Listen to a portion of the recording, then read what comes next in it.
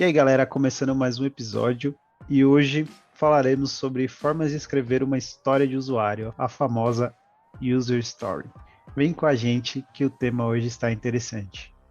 É isso aí, galera. Hoje abordaremos o tema User Stories, que apesar de ser tão bem comentado na comunidade ágil, principalmente, será que de fato sabemos escrever uma boa história?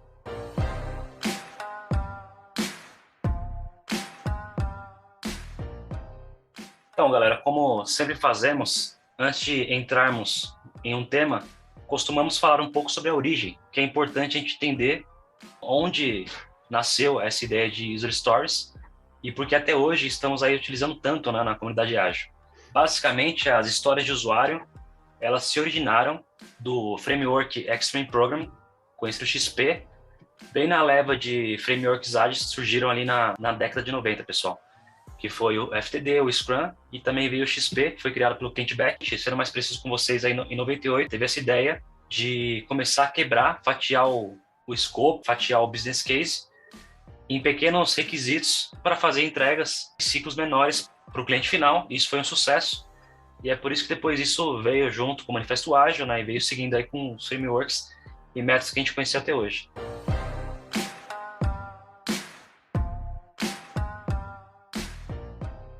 Bom, pessoal, quando falamos um pouco de história de usuário, né, o que é importante a gente saber, né? Qual que é o conceito? E aí a gente acaba entrando nos pontos dos três Cs, que representam nada mais do que cartão, conversa e confirmação. Eles foram criados por Ron Jeffries em 2001 para verificar a qualidade do requisito do usuário, ou seja, a história. E o conceito tomou proporções gigantescas e até hoje debatemos sobre este tema, né? É interessante, o Everton, esse ponto dos três Cs da história, porque quando a gente pensa num cartão mesmo, né, que hoje em dia a gente tem muitas ferramentas virtuais para fazer a questão de escrever histórias de usuário. Mas antigamente eles pegavam um cartão mesmo físico, que o requisito ele tinha que caber nesse cartão. Se ele ficasse um pouco maior, então talvez seria o momento de você fatiar a sua história. Quando a gente entra nesse ponto de cartão, conversa e a confirmação de fato, né, que entra aí o critério de aceite, eu particularmente eu gosto de fatiar mesmo a história, sempre pensando nas três funções básicas que ela tem. É a função, a ação e o benefício, que é o como, o que, o eu quero, né, e o para quê, que é o benefício.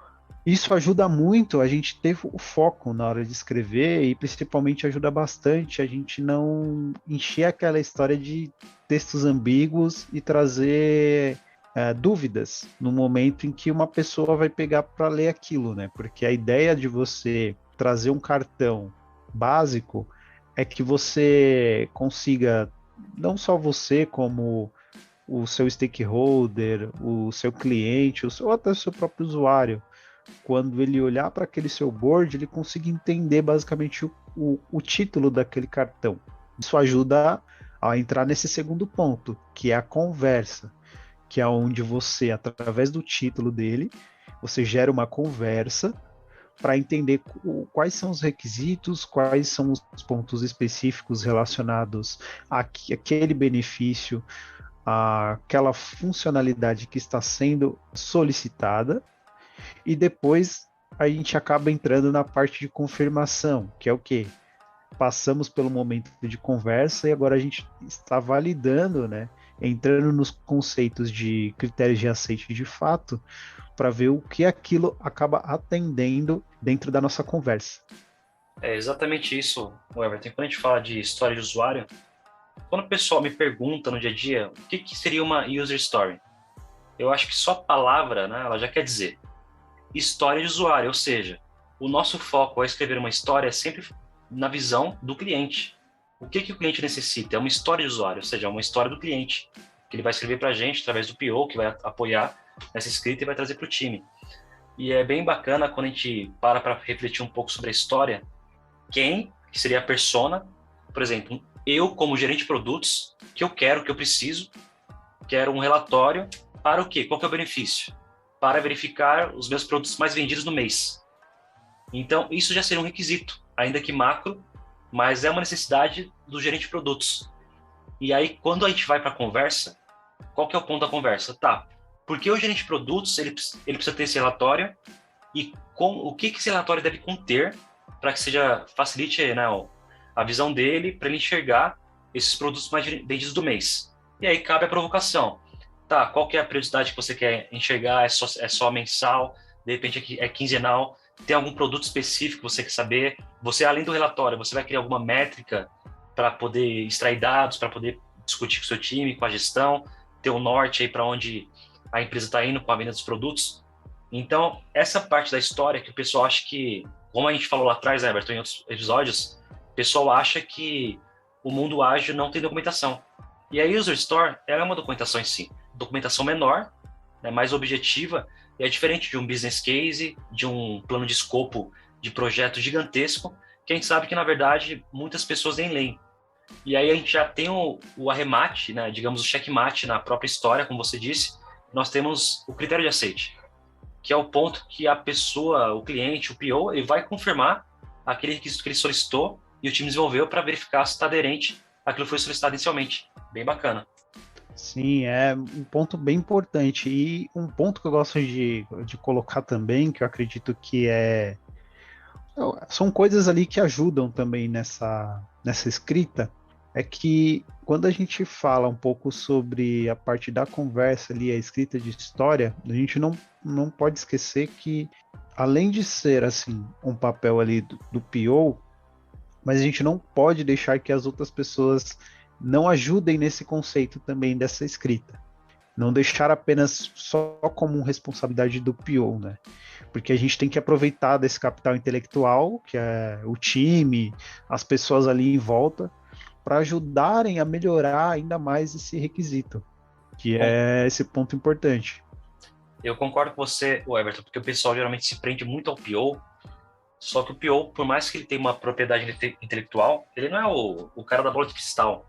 Então, se você tem um Scrum Master que é mais proativo ali, que está junto com o PO, até para entender, para provocar, né, esse requisito junto com a área de negócio.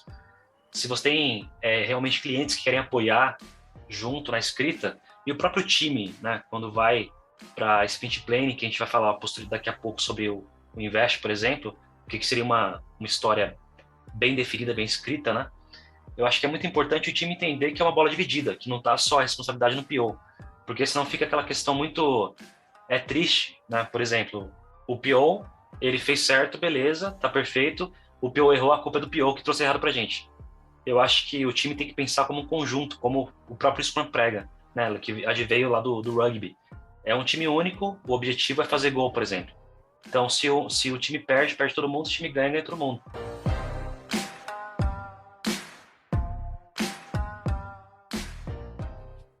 Então, pessoal, aproveitando esse leque, falando sobre os 3 Cs, tem um conceito muito bacana para a gente utilizar como se fosse um checklist para saber se a nossa história de usuário está bem escrita, que é o conceito INVEST. O que significa, né, pessoal, esse acrônimo INVEST? A história ela tem que ser independente, ela tem que ser negociável, ela tem que possuir valor, ela tem que ser estimável, ela tem que ser pequena e testável. Ô Everton, eu te faço uma pergunta. O que, na sua visão, seria uma história independente? Porque eu, olhando aqui para o conceito Invest, eu entendo que uma história não necessariamente ela tem que ser totalmente dependente, ela pode ter uma dependência ali entre o backlog, o sprint backlog do time que está executando.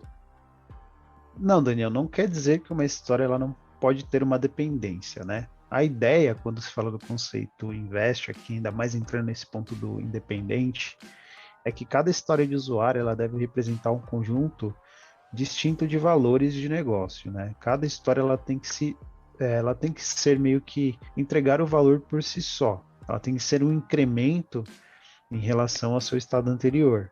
Perfeito. Porque quando a gente pensa que a história ela tem que ser independente, é como se fosse uma boa prática do Invest. Porque a gente sabe muito bem que quando a gente pega um conjunto de histórias na sprint planning, com o PO e com os demais interessados, a gente coloca no sprint backlog para execução de uma iteração de 1 a 4 semanas, a gente sabe que a gente pode ter um conjunto de histórias independentes. De certa forma, elas têm uma dependência porque elas vão gerar um incremento no final da sprint. A gente tem ali uma junção das histórias para algo maior. Outro ponto, o Everton, do Invest aí, que é negociável, que eu acho que é bem interessante até para você falar, porque uma história negociável é aquela história que está na questão da adaptabilidade que a gente tanto fala na agilidade, né? Verdade, né? É o ponto aí em que a gente entra na questão da flexibilidade, né? De você ter aquele papel de alinhar as expectativas, ter como papel ali, né?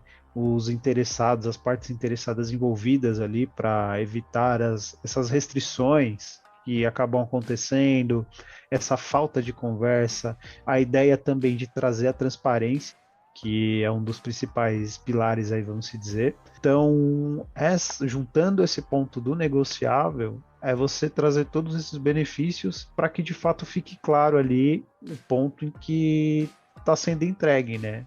Os termos ali que estão sendo estabelecidos naquela história. Perfeito. E quando a gente pensa num fluxo do Kanban, por exemplo, aí de fato, né, o Everton, eu falei muito aí da questão do Scrum, mas no Kanban a gente pode ter o fluxo contínuo e cada história realmente ela vai ser uma entrega de valor, ela vai ser uma história independente, que aquela história por si, por exemplo, uma história vai entregar um relatório, uma história vai entregar um layout diferente para o usuário, outra história vai automatizar algum processo do usuário, e essas histórias sim, elas são independentes, elas sozinhas, elas agregam valor e aí cabe a negociação, porque durante a sua execução o usuário pode chegar, não, faltou isso, faltou aquilo, e aí por isso que a questão do bom tato, do bom senso para de negócio, para não engessar e falar assim, bom, se você quer alguma alteração, eu vou parar aqui agora, vou entender com você e a gente vai continuar daqui para frente, ou eu te entrego isso agora e essa melhoria a gente aplica posteriormente. Isso aí. E até pegando o gancho, né? A gente entra aí na parte do V, né? Que ela tem que ser valiosa, né, ela tem que ter valor. E todas as histórias de usuário, elas têm que gerar um valor final para o usuário, né? Seja ele qual for. Ela tem que trazer algum benefício, tem que resolver alguma necessidade. E é bem bacana, Everton, porque quando a gente volta lá para os 3Cs, para o pessoal ver que está tudo ali amarrado, né? Na verdade, esses conceitos estão bem amarrados para que você forme uma história de qualidade. Quando a gente está escrevendo a história, pessoal, geralmente a gente coloca o porquê, ou seja, o benefício. Então, por si só, aí já tem o valor da área de negócio, porque ele vai colocar qual que é o benefício, requisito vai trazer para ele no final. Isso mesmo, Daniel. Aí pegando, a gente acaba entrando nesses pontos da negociação e a gente entra na parte do estimável, que é onde a gente começa a falar um pouquinho de como que os times eles vão ser capazes de estimar aquela história.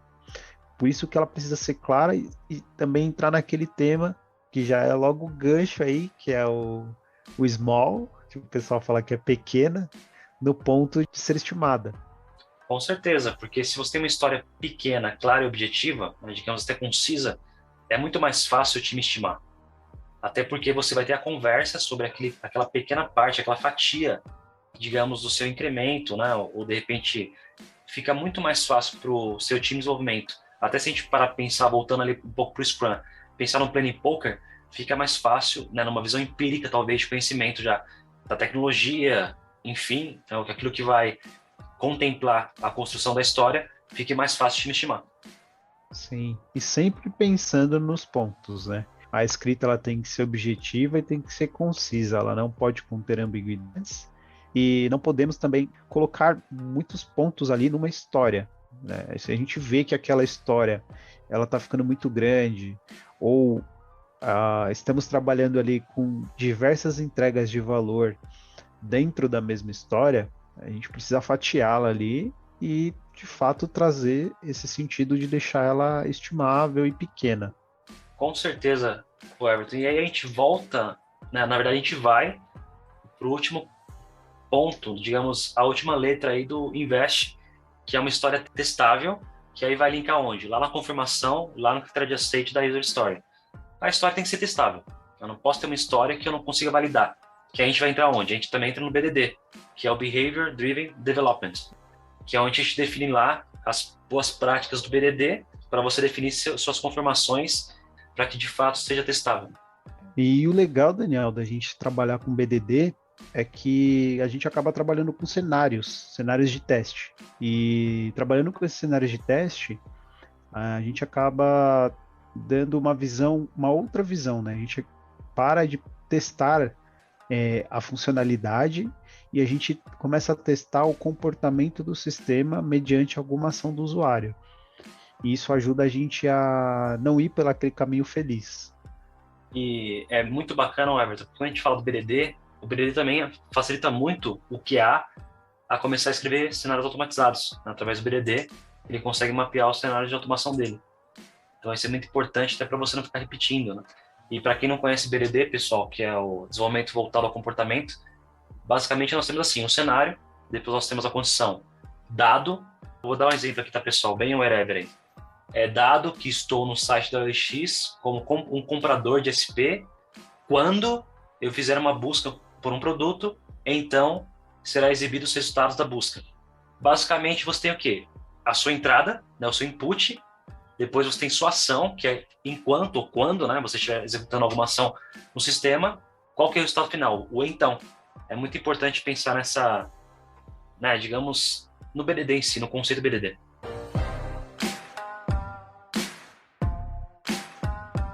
Então, basicamente, voltando um pouquinho ali, a gente pode linkar dois pontos, que um deles ali é o nosso DOR, que é o nosso Definition of Ready, que é o nosso estado de preparado da história, que atendendo ali os checklists do Invest, a gente consegue chegar nesse estado, que vai acabar nos ajudando ali na hora da nossa sprint planning a elencar essas histórias ali para discussão ali junto com os desenvolvedores. E é muito importante esses dois conceitos, né, pessoal? Definition of Ready e Definition of Done. Porque um está no começo, tá lá na sua sprint planning, o Definition of Ready, e o Definition of Done está lá no final da sua sprint, quando você vai lá para o review, a sprint review.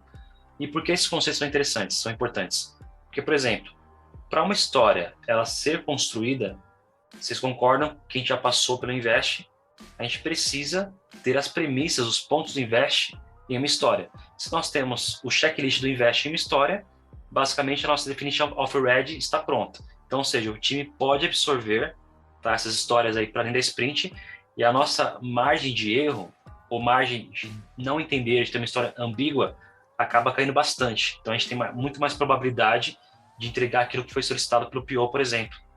E pegando o gancho do Dodge, Definition of Done, que é o nosso final ali, os acordos que a gente trabalha para entregar ali nosso incremento, é onde também entra o BDD para ajudar, né? Que o BDD acaba facilitando esses acordos para a nossa definição de estado de pronto ali da história.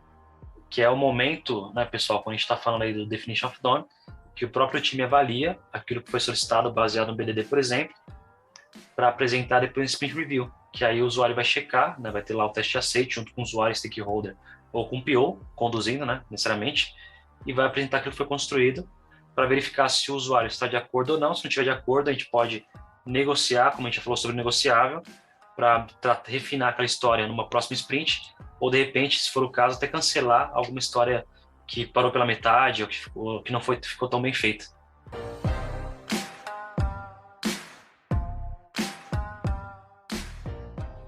Daniel, me dá um exemplo de uma má história aí que você já presenciou aí no seu dia a dia, né? Uma escrita ambígua que você já tenha visto.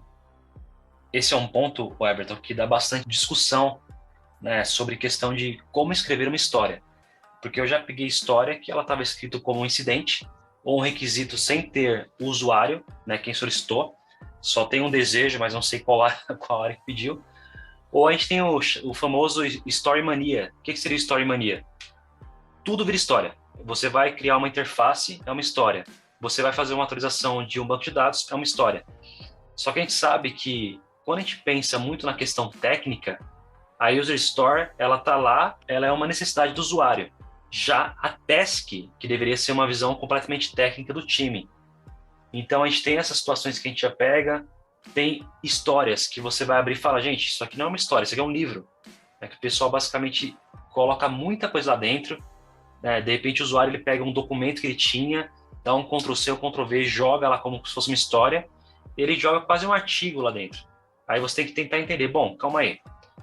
Aí tem a provocação com o PO, tá? Que aí nem sempre, né? Às vezes o PO não está na jogada, que a gente sabe que no dia a dia, tá, gente? Às vezes a gente acaba fazendo aí o papel um pouco de PO, e aí você pega situações assim, adversas, histórias muito grandes que o usuário não sabe escrever, né? O usuário não tem aquele know-how de como deixar uma história simples e acaba tendo uma abrangência. De repente, uma user story, ela contém 5 a 10 requisitos. Então, muitas vezes você pega a user story que não tem requisito algum, né? Tem só o título ali e olhe lá, né? Ou você pega histórias que não tem nada do invest, já seria uma má história. Então, assim, a gente sabe que o dia a dia você tem que estar sempre refinando as histórias, né? Sempre ali junto com a galera para entender, pessoal, isso aqui tá claro, o que tá faltando aqui. Porque às vezes tem time que o pessoal acha que o backlog não é vivo, né?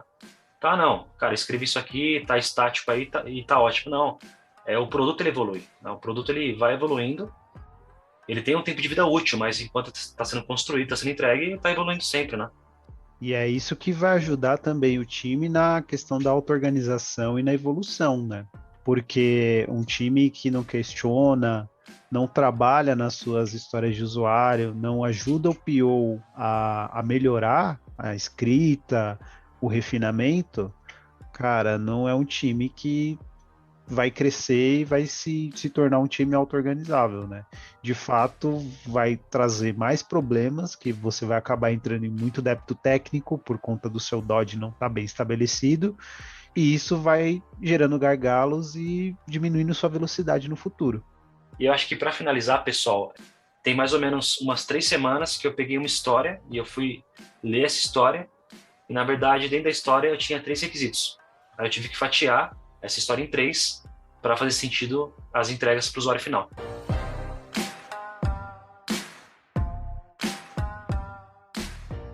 Bom, galera, chegamos ao final de mais um episódio. Esse episódio foi muito bacana, que falamos sobre o conceito história de usuário, que a gente sabe que tem muito conflito, tem muita divergência de ideias de como escrever, mas a gente sabe que tem um jeito certo de escrever, a gente tentou passar para vocês essa experiência aí ao longo desse episódio. Exatamente, Daniel. Foi um bom episódio, dividimos bons pontos ali, referente a essa parte de user story, que é um tema bem polêmico, vamos dizer assim, na prática. E a gente chegou ao fim desse nosso episódio 4. Espero que vocês tenham gostado, né? Não esqueçam de compartilhar, curtir nosso episódio. E não esqueçam de deixar aqui sugestões dos próximos temas. E como de praxe, a gente vai deixar os links com alguns artigos, livros também, falando um pouquinho dessa questão das user stories. E estamos preparando coisa boa para o episódio 5. É isso aí, galera. Até o próximo episódio. Tchau!